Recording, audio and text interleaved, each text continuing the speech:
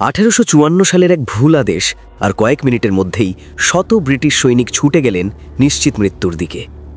এটি ছিল ক্রিমিয়ান যুদ্ধ, রাশিয়া বনাম ব্রিটেন, ফ্রান্স ও অটোমান সাম্রাজ্য। 25 অক্টোবর 1854, যুদ্ধক্ষেত্র Balaclava. British commander lord Raglan ভুলভাবে মনে করেন রাশিয়ানরা ব্রিটিশ কমান্ড টেনে নিয়ে যাচ্ছে। তিনি দ্রুত নির্দেশ পাঠান লাইট ব্রিগেডকে থামাতে, কিন্তু মাঝখানে আদেশ ভুলভাবে পৌঁছায় লর্ড লুকানের কাছে, আর তিনি তা পাঠিয়ে দেন ব্রিগেডের নেতা লর্ড কার্ডিগানের কাছে, যিনি বুঝেছিলেন সামনে যে রাশিয়ান কামান দেখা যাচ্ছে সেগুলোর দিকেই সরাসরি আক্রমণ করতে হবে। মাত্র 670 জন ব্রিটিশ অশ্বারোহী ছুটে গেলেন সরাসরি রাশিয়ান কামান সজ্জিত উপত্যকার দিকে।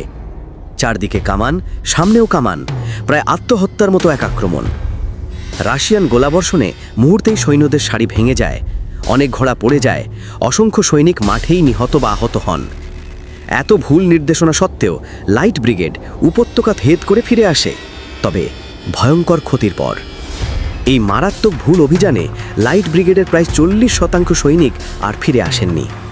তবু ইতিহাস মনে রেখেছে তাদের বেপরোয়া সাহসকে আর সেই ভুল আদেশকে, যা প্রমাণ করে একটা ভুল সিদ্ধান্ত একটা পুরো যুদ্ধের ভাগ্য বদলে দিতে পারে।